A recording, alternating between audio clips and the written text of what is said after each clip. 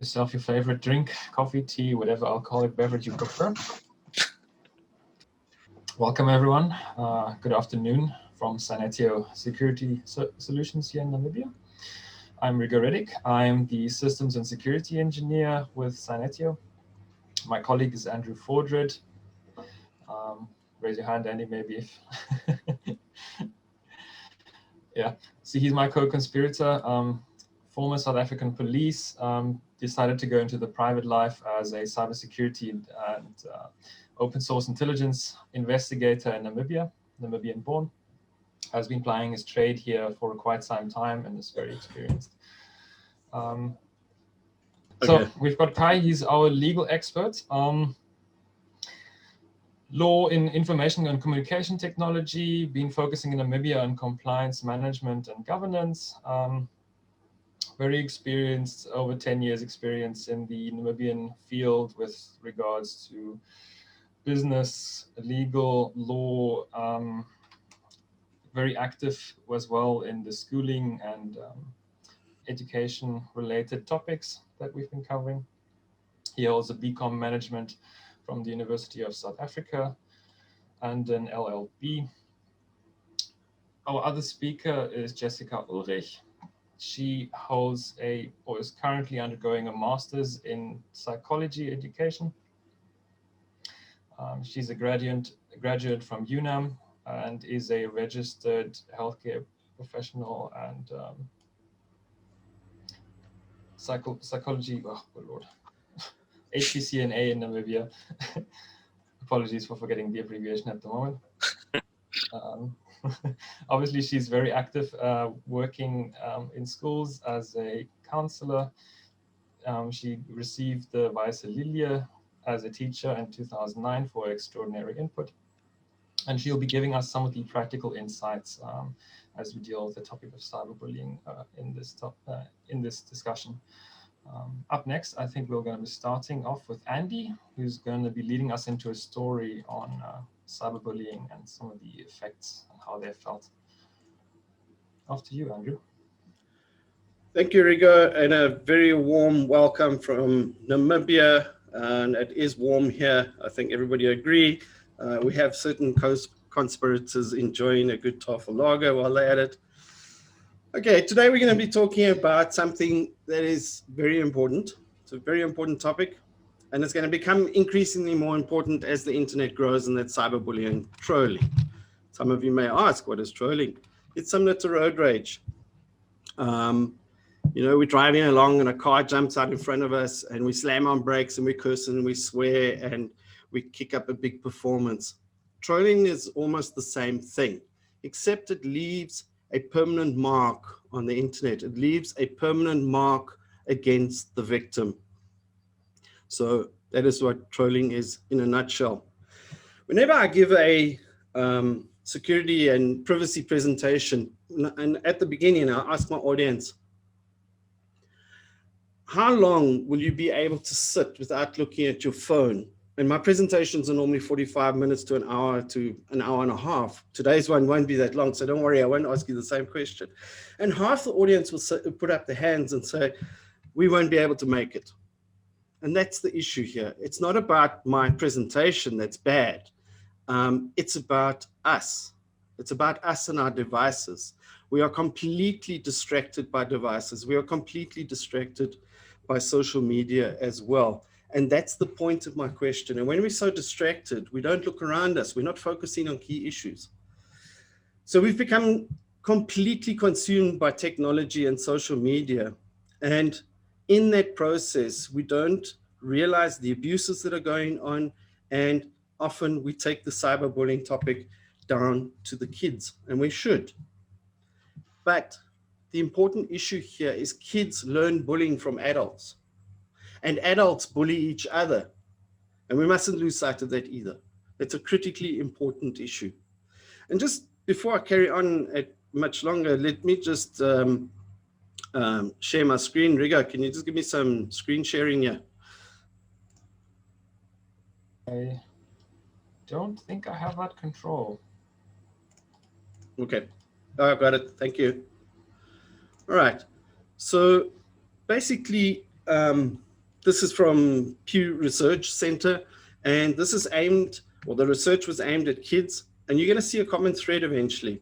And 40% of the recipients suffered from offensive name calling in terms of cyberbullying, the spreading of false rumors, the receipt of explicit images, but unwanted images that they didn't want.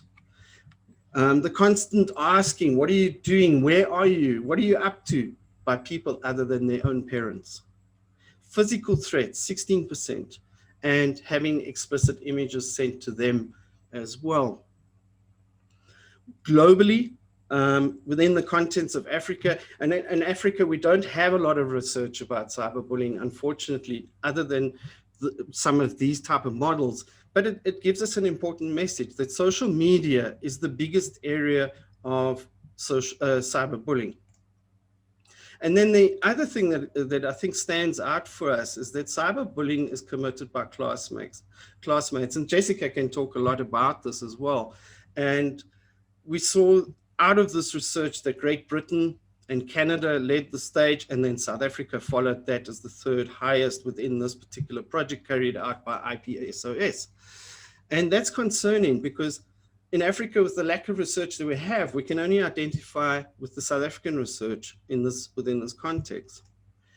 But the Wall Street Journal and NBC News also carried out a research project 2 years ago amongst adults about social media, and 55% accounted for lies and falsehoods, unfair attacks and rumors, and it divides us.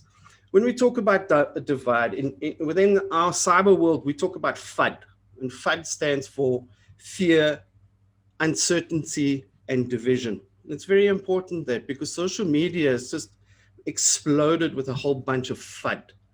And where that creates damage at the end of the day is when we're trying to hold public figures accountable, such as politicians, and we spread a bunch of FUD about them, it doesn't do anything. It doesn't achieve a thing. Whereas we should be holding politicians and public figures accountable in what they do. So some cyberbullies, they actually run countries. I won't mention any names there. And they're also CEOs of large corporations that commit cyberbullying, which is not a very good thing. But what are the effects of cyberbullying? When a person bullies another person and says something nasty to the victim, there's 100 other people, for example, that see that going on. And when they see that, they rejoice at it. They spur on the original poster as a typical bullying situation. But what that is creating, it's creating social acceptance.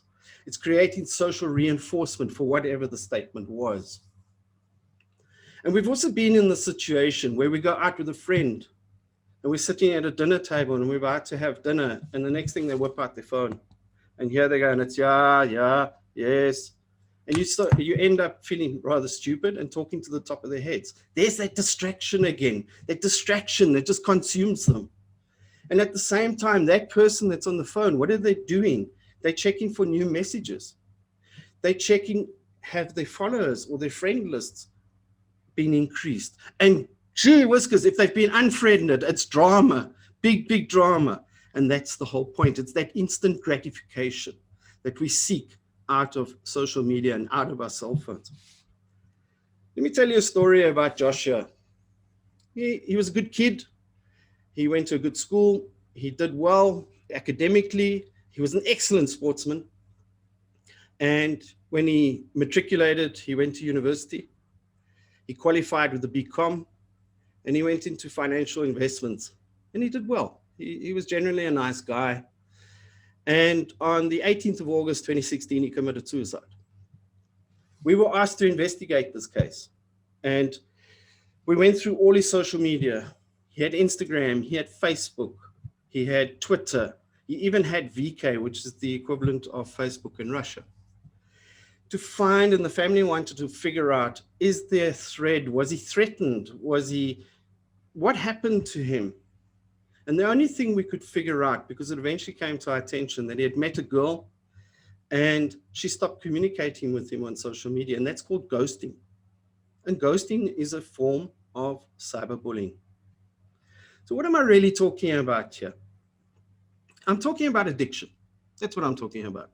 And when addictions happen, addiction has a close cousin called abuse. And if you ask any alcoholic, when did they start drinking? Most of them will tell you when they were kids. And for this reason, for this addiction, I'm asking you to look at this with a slightly different perspective. Technology and social media is not evil. It's neither good or bad. Alcohol can be fun. Gambling can even be fun. The problem is when it becomes unbalanced. And when it becomes unbalanced, we suffer the consequences of it. And that's what we now have as the social media addiction. And when you have social media addiction, like all addictions, it releases a certain chemical called dopamine. It's the same chemical that gets released when we drink, when we smoke, and when we gamble. And the more often we have dopamine releases, it becomes very well established within our system, and our system starts to crave it. And dopamine makes us excited, gives us a sense of achievement. And this is exactly what social media is doing. We even see people, when every time your phone goes bing, bing, bing, it's a new message, that dopamine burst is released into the system. There's even people that download apps that give them random beeps for the purpose of giving them some sort of social acceptance or sense of popularity. But the worst case scenario is people that suffer from phantom beeps. They think their phone's beeped, a typical reaction of an addict. And they are totally disappointed if their phone hasn't beeped. And think of it as well from that point of view. If your phone hasn't beeped for a whole day, and I ask all of you, if your phone hasn't beeped for a whole day, you're going to be seriously worried. Either your friends don't like you anymore, your company's just closed down, or your phone is faulty.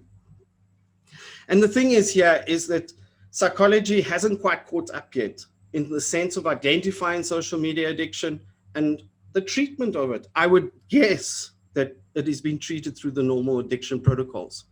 So the question is this: would we allow our 13-year-old son or daughter to have access to alcohol in our home and drink themselves into a stupor? No, we won't. We won't do that. As responsible adults, we won't do it, because the dopamine, we understand dopamine, because we know the devastation it can cause in a young mind and a young system. And we have age restrictions for this alcohol consumption to prevent this.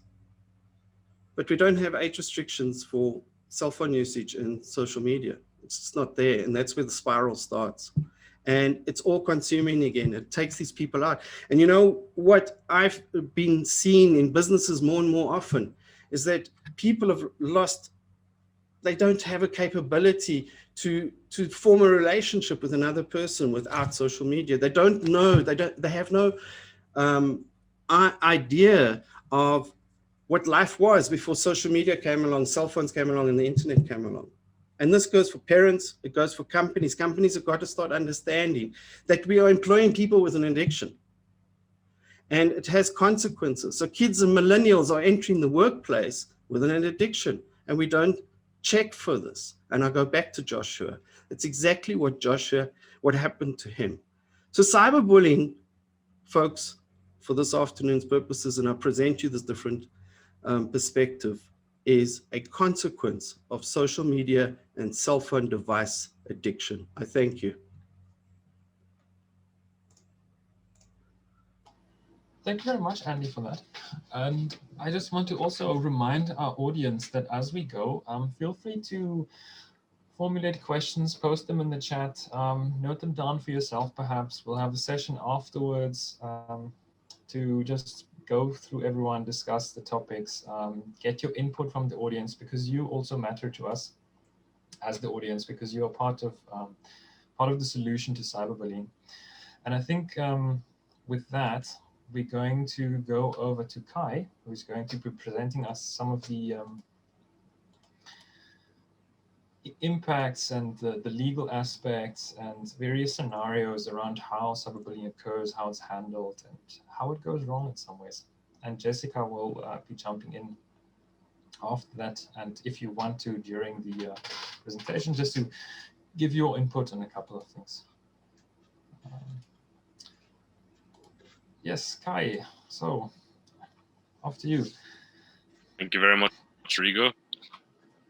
Just going to quickly share my screen.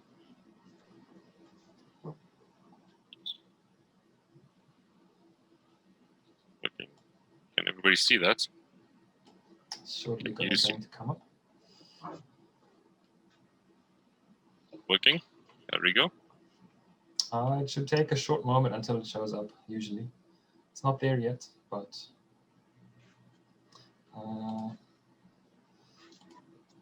Let's just hold on. Just hold on. I'll just do this. Share screen. Share. There we go. Perfect. Right. So, good afternoon, everybody. Showing the presenter view. Okay.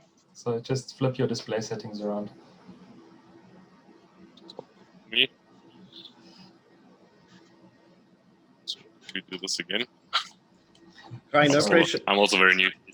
Kai, no pressure. No pressure, Kai. I'm trying.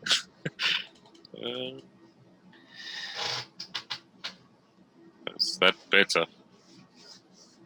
Absolutely. Is that better? There we go. You're good to go. All right. Thank you. Good afternoon, everybody. Thank you very much for joining us. A warm and hearty welcome from my side. Also a warm and welcome and a thank you to Andrew and Rigo from Sonetio Cybersecurity for hosting this presentation. Like Andrew said, this is one of the topics that is making the rounds, and it is also important for us to understand that cyberbullying is becoming one of the biggest risks of the internet, and we will get into this shortly. But without further ado, I'm going to start my presentation. So, the revolutionary advancements in modern technology and subsequent increased uses in social networks such as WhatsApp, Twitter, Facebook, and Snapchat have brought communication to our fingertips. There's many more, and we all know about a lot of other platforms. However, with this type of communication, we've also been exposed to new type of risk that is more virulent and unacceptable and undesirable behavior, referred to or known as cyberbullying. So what is cyberbullying? In order for us to understand cyberbullying, we need to understand what traditional bullying is. And traditional bullying is the unwanted, repeated exposure to negative actions or aggressive intimidation by one person on another person. So cyberbullying is an extension of traditional bullying. It is more willful, aggressive, and intentional behavior consisting of continued attacks using any type of digital technology. Just to put this into perspective, you can see here, and you will see that Instagram is one of the platforms where most people are cyberbullied, then followed by Facebook. We don't necessarily have Snapchat, but it is one of the places where cyberbullies do actively engage with the victim, and then WhatsApp. So in order for us to understand what cyberbullying is, we need to understand the characteristics of cyberbullying. Cyberbullying is characterized by the anonymity or lack of accountability. The reason for this is that the cyberbully hides behind the screen, and often the victim might not know the cyberbully, and hence we also call it cowardly bullying. Linked to that, or coupled to that, is coupled to anonymity is the fact of disinhibition, which means the cyberbully disconnects from his actual real life, and he loses his inhibition to post and just does what he wants. He doesn't. It's not part of his character, or is not associated with his personality. So people would just go and post ugly things, or shame and name and shame people. And I think the most important aspect or characteristic of cyberbullying is the accessibility principle. The cyberbully has access to the cyber victim 24 hours a day, 7 days a week, 5 days a year. And I think that makes it so scary. The person can't disconnect. coupled to accessibility is publicity. You know, a cyber victim can be reached not by one bully, but by hundreds of them. One post, you know, we can reach millions of people. You know, the cyber exposed to not one victim, one bully, but numerous other victims. And we all know that anything that you post on the internet is very difficult to be removed. So the permanency or the damage inflicted thereby is it's going to stay there. So coming into the types of cyberbullying. Kai, before we move on, Jessica, would you just like to quickly weigh in on the specific keyword of disinhibition, what that actually means from the psychological standpoint? And, Look, a lot of the stuff that Kai is talking about is very complicated. It doesn't just start with a child that needs attention or that is looking for, I don't know, their ego to be boosted. But very often, especially when we're working in high school, it starts with children, okay? So children themselves will have to learn quite a lot about, you know, social norms, social interactions, and those kind of things. But now they are faced with a world where they are no longer accountable for what they say. I can use a good example of, you know, when we were on the school grounds or something and we said something to somebody else that they didn't like, we actually ran a chance of being punched in the face for that. And nowadays with the internet, we don't only have that physical distance to the victim itself or to the group of people that we are victimizing, but on top of that, we also have options of anonymity, as he just pointed out, not only because of certain social media aspects that offer this, but also because certain youth are starting to abuse social media in such a way. I will get into an example about that in a minute. But also because of that so-called anonymity and that distance, people suddenly no longer have to be accountable. So they no longer have an inhibition to, you know, say something mean. Now they can be as mean and as rude as they want to, because not only will they have the backing of, you know, the one half of the internet, but also there's no consequence for it. No direct consequence at that point in time. And very often youth develop that kind of attitude of, oh, if somebody says something mean to me on the internet, don't catch feelings, right? So if you are the kind of person who is mean to other people and somebody is rude back to you, you're like, I didn't catch any feelings, so I'm good. And that gives them, again, a sense of power and a sense of superiority. Now, back to the anonymity. We have had situations where, for example, certain groups at schools, in our school, it actually happened with the school name involved, which was a very serious offense, where learners are creating Instagram groups, which people can join. Obviously, once you are on Instagram, it is your name that is involved, but you can inbox the group member or the person that's in charge of the page anonymously, or you can WhatsApp them anonymously. And you can make any accusation about any person without any consequences. So what happened in that case is we had a kind of name and shame Delta group where people started making up rumors about learners, sometimes even sharing a bit of truth. And they did so by sending it directly to the manager of the page, and the page manager started posting it. Now, unfortunately, the manager of the page was anonymous at first, but fortunately, we are not born yesterday, so we managed a way to social engineer the information out of them, and we found out who the perpetrators were.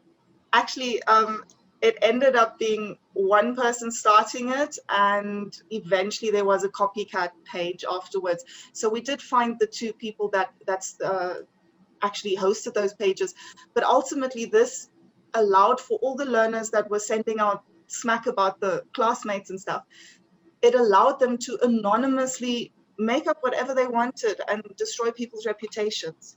So I think this is one of the more severe things that is happening nowadays that the youth has to deal with. Thanks for that, Kai. Jessica. Thank you very much, Jessica, for that. So coming back to the types of cyberbullying, Academics have identified 8 different types of bullying, but there are probably a lot more than we know. However, these are the 8 ones that have been identified. The first one being flaming, which is the online fighting or using of vulgar language or angry or vulgar language. We do need to understand that this does not necessarily have to be directly targeted at a victim. It can be something like a negative post on Facebook. Let's say you click on something and somebody posts a picture and somebody comments on that, which is a negative comment. This can also interfere or cause the cyberbully attack to start. So it does not have to be direct or directed at the cyber victim.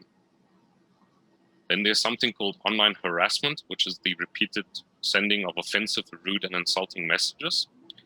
And we often find this obviously on Facebook as well and on other platforms. Then there's something called cyber stalking. This is the repeated sending of threats or harm or highly intimidating messages. The stalker would choose his target and then keep on stalking them, which can obviously lead to a lot of negative impacts as well. And there's something called denigration, which is the online dissing.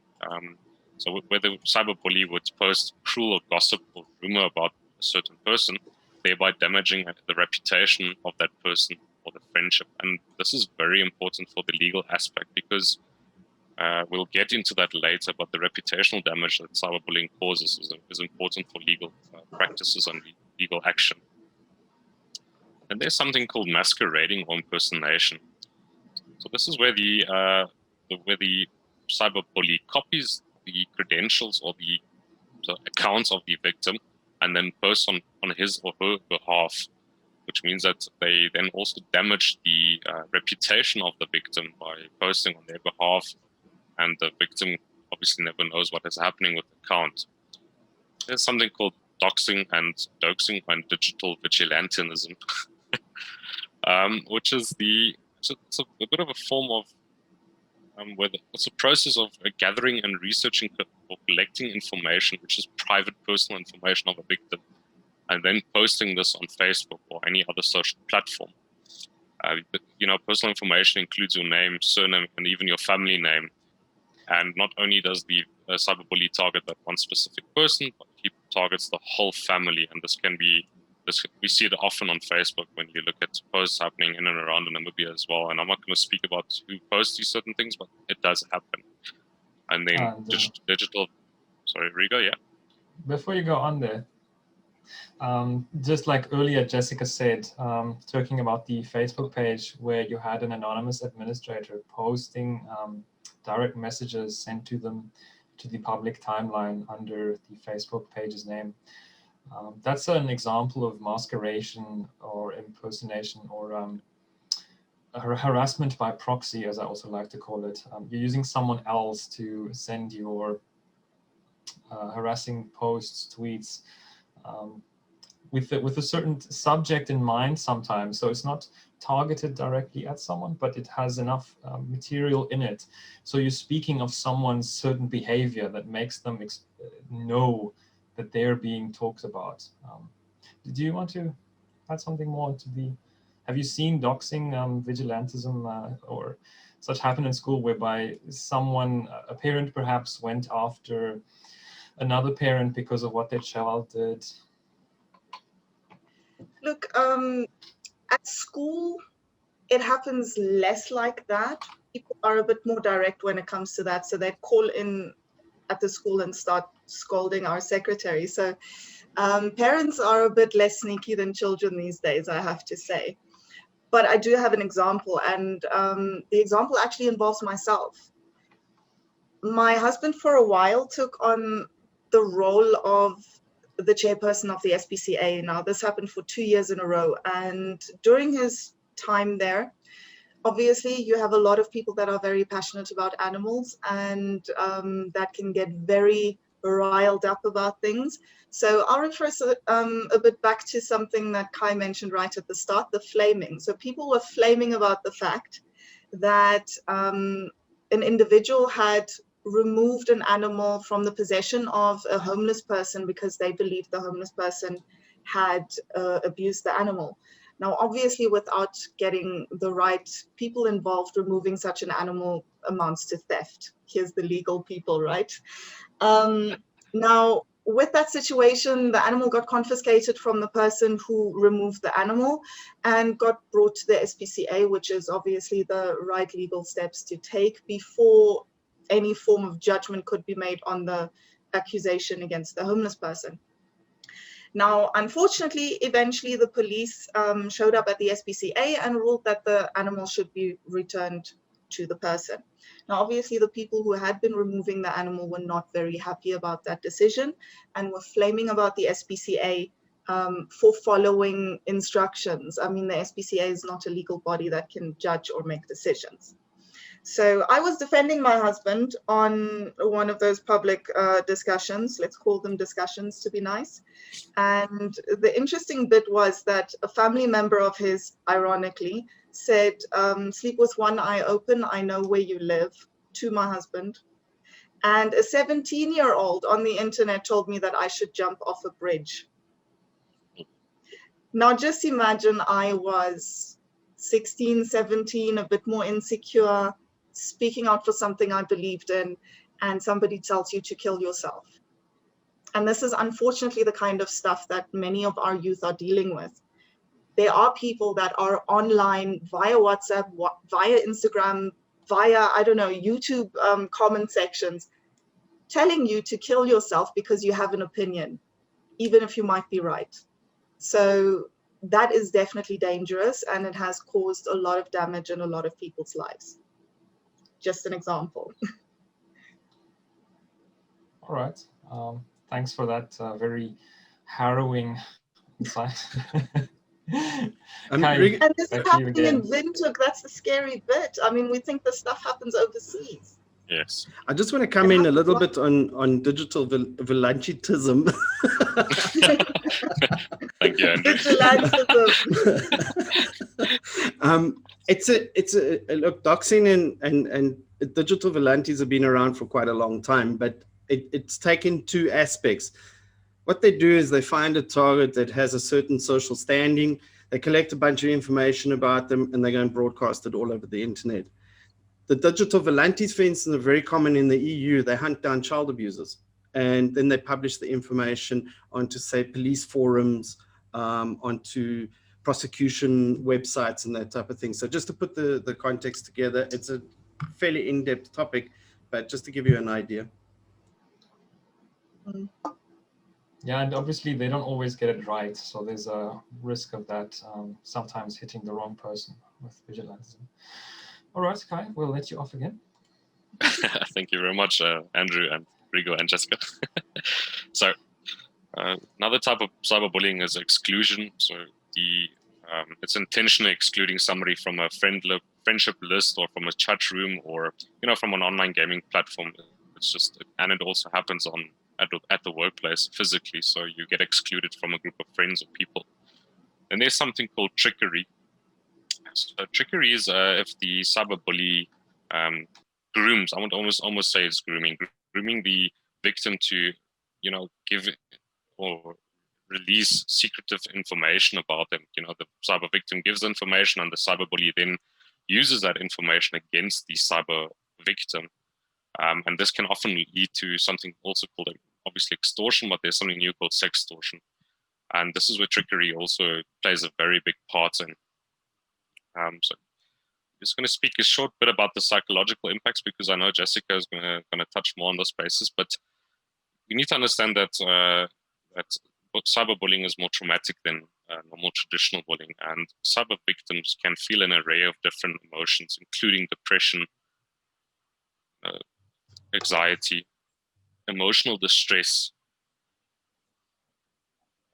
low self-esteem, which can often lead to poor work performance or school performance, depending on what the person is or the target.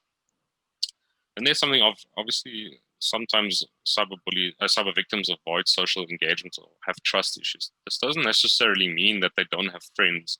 It just means that the circle of friends are very unaware of what is happening in the life of the cyber victim. They might withdraw from friends and family members, and would they not be able about certain issues, or specifically the issue around cyberbullying. And obviously, the victim might also not have friends, but in some cases, the might be shocked, the family members are shocked that eventually that child, for example, committed suicide, or the friend committed suicide. You know, it does happen. Then there's something called, or the children might be exposed, or peer friends or family members might be exposed to physical violence, where the cyber victim is, you know, physically bullied, and this is then recorded and posted online. Some may obviously cause self-inflicted harm, where they cut themselves or they take tablets to numb the pain. And then I think lastly, and this is what we need to understand, is that sometimes it leads to suicide. In often cases, there's been, you know, children that have committed suicide.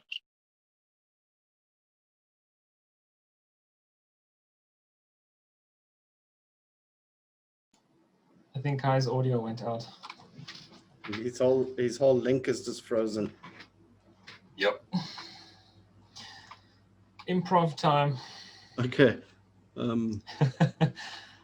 Jessica, your mic, switch your mic on, Jessica. Yes. Yeah. If you want me to, I can quickly elaborate on some of these aspects that he's addressing regarding the psychological impacts. Obviously, the first couple of them are very, very straightforward, and we can all relate to the fact that if you're being bullied, or if you are constantly put under pressure, that you would experience anxiety and depression, as well as low self-esteem. Now, if we look at specifically bullying in high school, low self-esteem is, I mean, I always tell kids, no one in high school has a self-esteem. We all just pretend. So when that kind of bullying is happening, it just makes the whole situation worse. And it makes kids specifically feel that they're not good enough, that they're not deserving of being treated well, and things like that.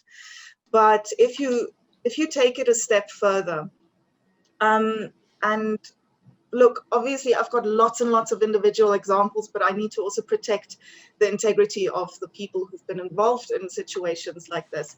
But it does very often happen, especially in high school, that fights erupt on school premises. And if you look back at what happened before the time, you will very often see that there was you know, stuff happening on WhatsApp, stuff happening on Instagram chats that kind of riled up the situation to a point where eventually people start physical fights on school premises. We've had lots of examples where, you know, the moment somebody gets called into the office because of a fight, people start sharing the WhatsApp screens. Obviously, screenshots are the thing nowadays, and this also kind of relates back to what Kai has been referring to. People are actually out to collect dirt on each other. So when you say something sensitive, it's being screenshotted, it's being saved, even if you yourself delete the message afterwards. Nowadays on WhatsApp, we have the option to delete for everyone, but that doesn't refer to screenshots, does it? So very often when we do have physical fights at school, it relates back to things that have been going on for weeks on social media, on WhatsApp, on Messenger, on all kinds of interactive sites. And very often it's not just those two people that are fighting that are involved, but other people as well. Because now there's other people riling each other up, going like, you can't let this person speak to you like that and stuff. And we know how school ground fights work. There's usually people that edge you on.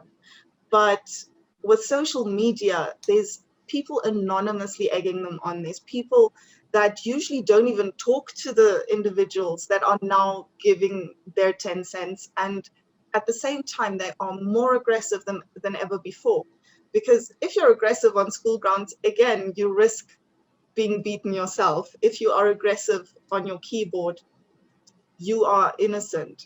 And now as a school, or specifically as school administration, we can't just punish the people that were actually fighting. We now have to go back and see who else was involved and who else was kind of staging that fight in order for it to happen. So that kind of investigation is sometimes quite a bit out of school management's forte, because not every teacher is trained on cyber investigations and stuff. But now we do have to kind of trace it back and see who was involved, because very often the people that are actually fighting are not the ones that were looking for the fight to begin with. They're just looking for entertainment. They just want to see the world burn.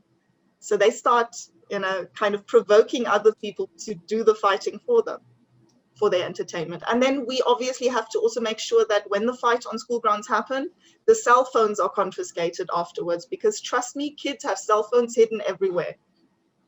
The only place we haven't looked is the prison wallet, honestly.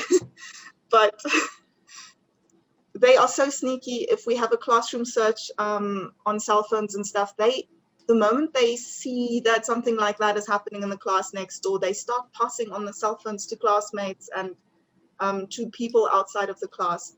So yeah, then suddenly the stuff is being filmed, it's being posted online. This in the school had a fight going on, and again, it's reputational damage, not just for the children, but also for the school. I think Kai is back, so you can continue. I'm back. Thank you very much, Jessica. My apologies for that. Somehow my internet took a dip. So I'm just going to start there. Is that okay? Can everybody see this, Andrew? Absolutely. All right. So I'm just going to keep on continuing where I was. I'm sorry for that. So we had spoken about the last topic was, or not the last topic, but the last psychological impact was suicide. And there's been a couple of cases that have made the rounds around the world as well. I mean, there's been a case in Pretoria, for example, where a 13-year-old girl had committed suicide after being bullied for many years.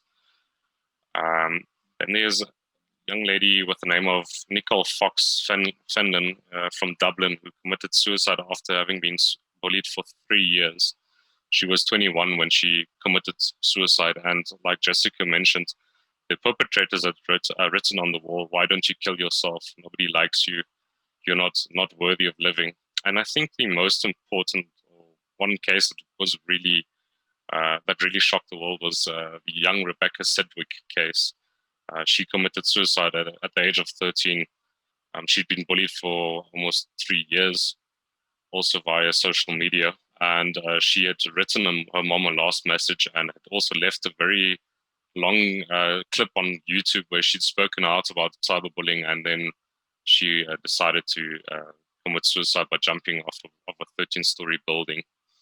So these are the impacts of what cyberbullying does. So how do we identify cyberbullying? We can identify by an unexpected use or unexpected stop of using electronic devices. When the person becomes nervous or jumpy around receiving messages or emails, when a person's uneasy about going to school or the workplace, we know that they're not feeling happy to enter to the place, or they feel frustrated or possibly have anxiety coming up. In most cases, the victim will also feel angry, depressed, or frustrated about the electronic device. They avoid discussions about what happens on the computer to keep it, and we spoke about it, to keep away that talking about cyberbullying, because it's a no-go topic. And victims often become withdrawn or socially awkward. So what are the responses to cyberbullying? And this is only from a legal point of view. I would always say, if you are cyberbullied, try and save that evidence, be it on an email account or email content, be it a screenshot or a blog or any type of information. Just save that information. It can help you with a legal case and building a legal case against the cyberbully. If you are aware of the cyberbully, if you can, try and identify the cyberbully. Sometimes, specifically in Namibia, it is probably also not so easy to identify them, but on the school grounds, you might be able to say, okay, or reach or point out to the cyberbully. If you have identified them, just try and calmly speak to them to tell them to stop provoking you and sending you messages.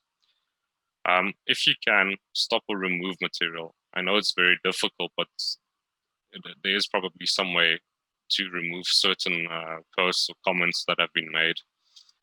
If you can, contact the parents or inform your employer about the cyberbullying. If it does take place, just contact them, speak to them, tell them, and let them know. And lastly, if you can't do anything else, then contact the police to engage them in the discussions. I know it's probably not that easy because our police is not all that well trained yet, but I think in the near future, this will also become a very important topic for them. I'm going to quickly speak about the international instruments, and this is where we're going to speak about the legal side. And Kai, can I interrupt you quick? Yeah, sure. You forgot an important point. Those of you that are at school, talk to school management, a teacher, a counselor, or somebody like that, because we very often can actually punish that kind of stuff in real life. So we can give people detention even if you can't sue them. Yes, thank you very much, Jessica. So what I like to bring in from my side of view, and we're doing this as a bit of a sort of open panel discussion, not a very fixed format, but to use an escalation of appropriate force. If you're the victim of cyberbullying, of harassment, if you see someone else getting bullied online, you guys are not powerless in this regard. Take the lowest, easiest direct response first. Call out when you see this stuff happening. Don't be passive. Don't egg on. Call out those people that egg on, but don't call them out in an aggressive manner. Shame them essentially. Tell them that you expect better of them, that you see them in a better regard than how they're currently behaving.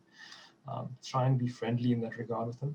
And if that doesn't work, obviously then you escalate to the next level. So you might take this up with parents, you might take this up with the teacher, and they have, again, more appropriate instruments to deal with this in some other form of punishment. And once those methods fail, they will be able to escalate this to then either reporting it to the police, another investigator, possibly in serious cases. But don't immediately go for the gun, essentially, by directly, for example, reporting online harassment to the police, because they don't have low impact ways of dealing with this. Once the police gets involved with such a case, you get the nuclear weapon, essentially, where there's possible prison time or community service or whatever various types of consequences that might be entirely disproportionate to how the problem could have been resolved to start with. And I really urge always to use compassion in these kinds of problems, because the perpetrators in a lot of these cases are not too different from the victim themselves, in that they're having difficulty in some regards with their own life, or they have an inflated ego perhaps that drives them to see themselves as superior in some regard. And that's what builds these things up. So on to you, Jessica. Maybe Kai? Yeah, I'd like to add on to that and also respond to the question that was just posted.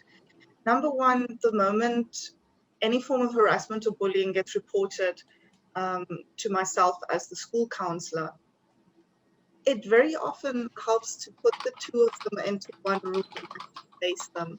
Because very often the bully doesn't see the consequences real life if it's happening online. So actually putting them into the room with the victim helps them realize what damage they're causing. And look, honestly, nowadays we have to prevent future damage. So if we see that something's wrong, we can't just not do anything. But the moment we intervene, and the moment we intervene early, we can actually protect a lot of people from future bullying, and at the same time we can protect bullies from becoming bullies. Very often bullying happens because of a low self-esteem. That means they themselves might have been bullied and broken down at home, and now they have to let it out on someone else. It's kind of like the boss shouts at the dad shouts at the mom shouts at the dog, mom shouts at the kid, and kid kicks the dog, you know, that kind of cycle. And unfortunately, people don't realize what they're doing until somebody points it out to them. And I've also noticed there's a nice little Afrikaans word for that called skaamkwaad. The moment you call somebody out on something, they get angry because they're actually embarrassed about what they're doing, because they start realizing what they're busy with. So sometimes calling people out on it can cause them to rage back at you, because now they're starting to realize what they're doing. But if they do actually think about it for a moment, very often they do realize that things they've been doing might have been wrong. Now, the question I would have liked to comment on is, for example, people adjusting their policies, workplaces, schools adjusting their policies. One thing I've noticed is ignorance at schools. There are a lot of schools that, especially because of lack of funding, do not have access to a lot of the social media that the kids have access to. And because of that, they don't know what's going on. And because of that, they can't adjust their policies. Now, our school is very on top of things because we have some tech-savvy teachers and we bring it to the attention. So the moment something happens, we try to incorporate into our policy a way to deal with whatever problem is coming up. So our policies are constantly being updated, but unfortunately, it's not happening everywhere. Very often the policies are based on antiquated ways of dealing with problems. And look, we live in 2020. We need to start working with the technology. Like our teachers, for example, impersonated someone else in order to get information out of learners regarding some of those anonymous tip-offs and things like that. So we are now being the cyber investigators. And yeah, modern problems need modern solutions. So unfortunately, many schools don't have the access to resources. They don't have access to, the kind of stuff that's going on with the kids. I don't know how many teachers are actually on Instagram these days. Many of them are still on Facebook. So they don't even know what's going on. Because of that, it's difficult to update those policies. I think it's definitely a need. There's definitely a need. For the teachers in the audience, if there's anyone, absolutely, if you can, set up a small group for your more enthusiastic students, either on WhatsApp or Instagram or something like that, just for them to chat with you more directly if they need to. Don't maintain the old teacher stereotype where you only see them in school and outside of school it's uncool. Try and be the cool teacher that talks to them about random stuff, not just the school topic, because that way you build a relationship that really allows them for you to have a sense of trust. I had several great teachers that did this, communicating with us on topics unrelated to the school materials itself, and it really built a healthy relationship where we felt we could really talk to them about issues that we didn't know, or like didn't know who else to really go to, or weren't ready to talk to our parents perhaps even. So try and do that. And then there's another question that from Kristen that I just sorry, Rigo. Yeah, I just want to quickly just touch on the basis on the company policies. At this current stage, I have not seen any companies amending or implementing cyberbullying policies in their organizations. So the reason being that cyberbullying is such a new phenomenon. Most companies don't even know about cyberbullying, or they probably close their eyes in front of this new phenomenon. So I haven't seen any companies implement cyberbullying policies, and I do hope, like Jessica said, that we will see it in the future going forward. I would like to add to that. If a government school in Namibia can have a cyber policy, we do have an internet usage and a responsible, internet use policy. So if a government school can have it, why can't companies? Yeah, no, absolutely. I just want to jump in I just want to jump in as well. The positive side about it is a lot of companies are asking. So that just means that they're starting to think in that direction, which is awesome. It's now up to the experts like us or whoever's an expert in this field to provide them with the guidance to start, because everybody fears this thing quite a lot. Yes. Yeah. And it's an uncomfortable discussion sometimes, so and I've presented to cybersecurity companies a couple of years ago on the exact same topic. They deal with cybersecurity, but they don't deal with cyberbullying in their own environments. Yeah, so we're obviously hoping to get the ball rolling on this, as you can tell. Yes. No, I think so too, because I do see there's also changes coming from all around the world and also in South Africa, but we'll get to that just now from the legal side.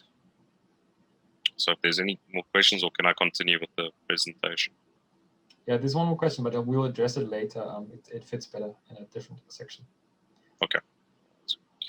So from the international points of view and the instruments that we use, and I just need to quickly elaborate on this. The United Convention or United Nations Convention on the Rights of the Child is a convention that has been drafted and obviously ratified by Namibia as well.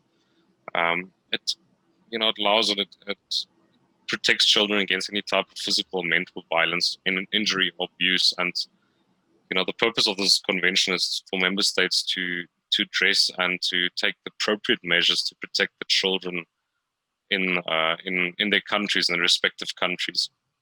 But in 2014, the General Assembly signed a resolution into action, which was the Resolution 69158, which recognized and singled out cyberbullying as being one of the most serious risks that any internet user will be experienced within the next few years.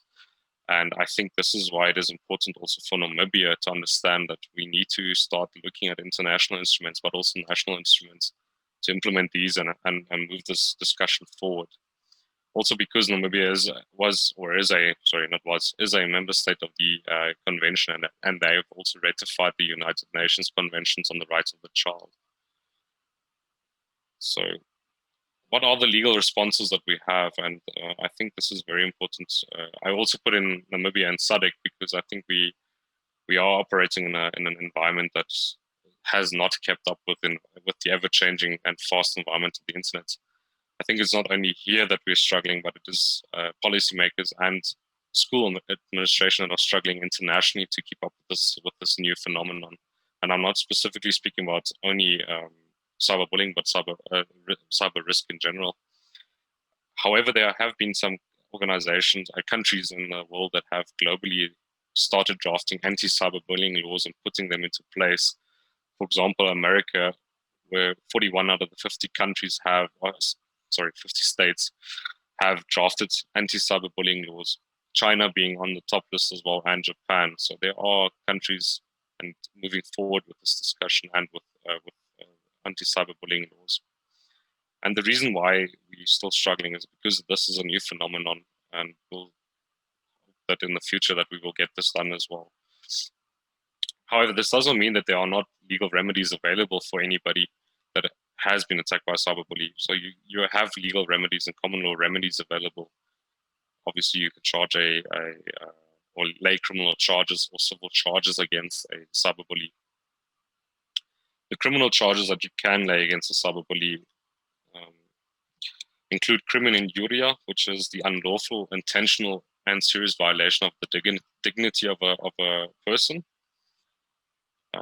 You can also lay charges for criminal defamation, which is a common law delict, which resolves around the unlawful intentional publication of matters concerning another person. These remarks can both be made verbally and in writing, so you have powers to do this. And there's obviously a charge for extortion, which means that when a person either obtains a lawful or an unlawful patrimonial or non-patrimonial advantage of another person by exerting pressure on them. And this is why I spoke about trickery. So that type of pressure that is exerted can be used to lay a charge for extortion. And then there's common assault. I know that common assault is, we define it in the legal terms as assault by threat or force. But in terms of cyberbullying, we can lay charges for criminal assault made by the commitment of the threat or the force of placing the target or the victim in fear. So that fear causes a threat, and that threat can automatically translate to common assault. There are our neighboring countries like Botswana and South Africa also struggling with having specific anti-cyberbullying laws put in place, but there have been attempts made by South Africa specifically. They've drafted the Harassment Act, which targets or addresses harassment and cyber stalking behaviors, and will also incorporate cyberbullying eventually. So that act is going to be promulgated soon. I even believe it is already in the last final stages to be promulgated. And I hope that this will also sweep over to Namibia. So lastly, I'll just quickly touch on this. These are the security measures that one can use against cyberbullying. And maybe, never reveal your personal details. Don't share your password with anyone. Acquire an in-depth knowledge on what cyberbullying is. Take care while uploading photos. Install monitoring software if you can. And often, please think twice before posting anything. Always try to set up privacy controls as far as you can on social media platforms.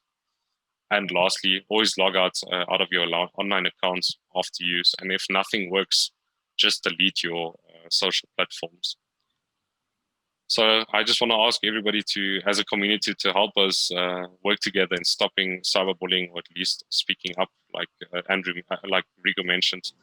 Let's not turn a blind eye and assist one another in tackling this new virulent, unacceptable risk on the internet. Thank you very much. Thank you, Kai. That was very well put. And I want to now lead us into another thing and just bring up some of the solutions and how we can actually empower ourselves with dealing with this. And I want to emphasize again, as the audience, as civil society, as anyone alive whatsoever, we are in no way powerless to deal with this, no matter what your online presence might be, or offline presence, especially your offline presence. If you see harassment going on, if you see someone that's treating someone in a way that you wouldn't treat them or you wouldn't want to be treated, set expectations towards them. Tell them that you would expect them to treat them better, especially if it's a friend of yours who trusts you and they engage in this sort of behavior, because that's what often happens. It may be hard to come across, to sometimes go against your friends, but it's sometimes needed to give them that kick. Friends are not there to support you no matter what. Friends are there to keep you somewhat decent even when things get rough, kick you into shape somewhat. So communicate, tell them your opinion in a nice manner. Before you express your opinion, think who it's going to hurt. That's always what I like to say with anything online. If you share something, if you comment something, if you react to something, think of who it's going to hurt. Don't be selfish about it. And if you can, be nice to them.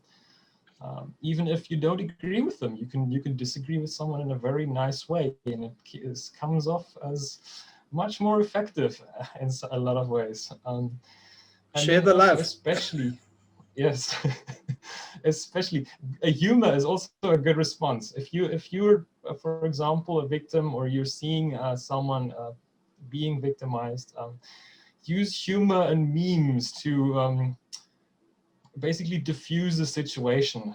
What I like to do, and I see this myself and I do on my own account, is toss a lot of junk into the discussion that breaks apart the sort of the fight that's going on between the two parties into me and the other two parties who are confused about this idiot that's running in the middle and is posting random chicken pictures.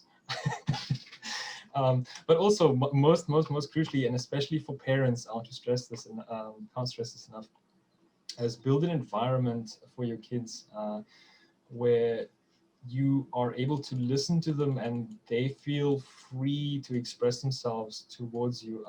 A lot of kids are rather afraid or don't want to directly express what they're thinking to their parents because they don't know the expectations, or they have strange expectations set from their parents' side about how they're supposed to behave. But you should all know your kids are up to way more crazy stuff than you think online. They're not the little angels that they appear to be. Build an environment where you don't directly force them to answer your questions. Don't probe directly. If like, don't ask directly, are you being threatened online? Are there people that are not nice to you? Rather set the expectation that they know if someone isn't being nice to them, if they're feeling pressures, if they're in some kind of a rough situation they don't know, that you listen to them. And you have to set really the expectation with prior encounters that you listen to them. Don't shush them or give them funny responses which they sometimes might disagree with, but just actually listen to them, that they see you as someone that they can express these types of things to. And like I said, treat your teenagers more as adults. They know a lot more than they let on. We've all been there, and I think some parents, especially as we get older, we seem to forget what kind of shenanigans we've been up to. So keep that in the back of your mind and interact with them with that expectation, and they will start to see you as peers rather than as a person of authority that they have to be careful around and cage their feelings, essentially. So and as part of that comes be more expressive as well with some of your feelings and how you feel towards them. Like I said, share the love. Andy said earlier. Yeah, and I think Jessica, you've probably also got something to weigh in that regard. Yeah, look, as the person that many teenagers talk to about things that they don't want their parents to know, kids are extremely scared of judgment, and the reason they don't tell their parents a couple of things is because they don't want their parents to judge them.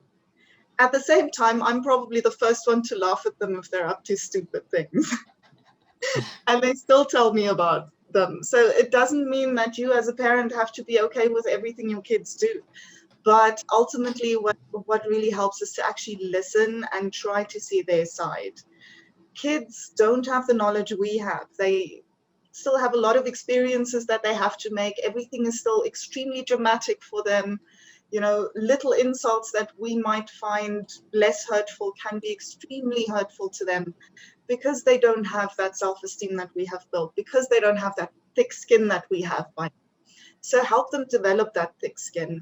When I work with people that are being bullied, it doesn't help if I call the bully in and tell them not to do it again, because if the kid then walks out into the next bully, they still don't have any skills to deal with the bully. So I work more with the victim than I do with the perpetrator, because the victim needs to learn how to assert themselves. They need to learn how to decide what to take seriously and what not to. They need to also learn that the world is sometimes cruel and harsh, and how they can protect themselves from those things. One very important lesson I try to teach kids is whatever you put on the internet is public. Because they all say, oh no, but my privacy settings. Your privacy settings mean nothing if people take screenshots. So everything you put on the internet is public. And if you treat it as such, you will also be less likely to bully people, because now it's not just between you and them, it's public. Everyone can see it. Your mom can see it, your principal can see it, your grandma can see it. So don't say things your grandma would disapprove of. If you start treating the internet as such, you will become a lot more responsible with your interactions online, and you will open yourself up less for bullying, because you only share things that are okay to be public knowledge. And this is very difficult because kids are very impulsive. Adults are very impulsive. I mean, come on. But again, if you treat the internet as if it was a public forum, then you'll start realizing how much more careful people can start to become, because they all think, they're all hiding behind their screen and they all think that it's private, but it's not. One thing I would like to criticize about adults is they all go on about the Momo challenge, the blue whale challenge, and things like that. There's no real evidence that things like that are actually happening. It's more likely that your friends are peer pressuring you into stuff than some, I don't know, dark web conspiracy that's preying on children. So we have people that are going on about meth in candy. We have theories of parents that are sharing the Momo challenge and that are sharing the blue whale challenge instead of looking right in front of your doorstep. It's more likely that your uncle is the one that's molesting your children. It's more likely that the child's best friend is the one that's mobbing them. It's more likely that it's the teacher of the child that's making them feel bad or not good enough. So don't look out into the dark web. It's right here, it's right in front of your face, and you can deal with it. It's not some anonymous people that are trying to kill your child. And the fact that they're not anonymous means that you can actually confront them. And that takes their anonymity and their ammunition away from them. Very often when we're working with cyberbullies, confronting them immediately takes the wind out of their sails. And it very often turns them this small. And it's more effective for the person that's being bullied to confront them than for me as a teacher to call the kid in and tell them, don't do that. Because you're empowering the victim to stand up for themselves and to assert themselves. And that, I think, is most important. We can't always just intervene top down. It has to be a grassroots approach. We have to empower the victims to deal with that kind of stuff. I think that's a very deep message, but yeah. And then Andy, I think on the dark web side, what are the statistics now in terms of how often we actually see dark web pop up in actual cases? I mean, child molestation cases, or no, but in terms of harassment, bullying, online challenges where some random guys encouraging someone to do dangerous stuff. I mean, it's not less huge. than 5%. Yeah, it's the least common. Because like I say, the biggest example from all my investigating stuff that I look around is happening right in front of me in public. It's happening on Facebook under people's real names. They're posting their whole social media presence, home address, who all their friends are. It's all out there. Yeah, it's all out there. And it's just that the community isn't reacting. And Facebook isn't reacting, and they're essentially getting free reign to do whatever they wish in that regard. And there's also the very difficult question that Mandia asks: how do you react when you know your child is being bullied, but begs you not to report it for fear of being called out at school? That could make the situation worse. And I think I'll let Jessica start out with that one, because I'm sure you've had some experience in that regard. Well, you coach them. It's the only thing you can do. Every child is coachable, and if a kid reaches out to you about being bullied, it wants to be helped. So that means doing nothing is not going to help. Just listening to them is not going to help. So the moment children come to me, whether it's cyberbullying or any kind of harassment, is I coach them into, setting boundaries. For example, when it comes to the phones, children have to set boundaries. There has to be a time in the day where they are completely unreachable. When we were in school, we went home and our bullies were at their house, and if they wanted to bully us, they had to call the landline, and they risked my dad or my mom picking up and asking to speak to me in order to bully me. Now, because of that direct line of communication, this is no longer a risk. So that means the children are constantly available to be bullied. We have the technology to block people. We have the technology to switch off the phone. We have the technology to set boundaries, but children are expected not to set them, because we as parents, we expect them to be reachable. If I'm at work and I call my kid because I want them to take out the frozen chicken, they better be reachable. And because of that pressure, they very often can't switch off. So we have to allow our kids to set boundaries. We have to teach them to recognize what they find offensive and what they don't. Because I very often confront them with something really random where I say, okay, if I say this to you, you're not offended, are you? And they're like, no, it's completely ridiculous. And then I'm like, but if I say this, then it hurts. Why does it hurt?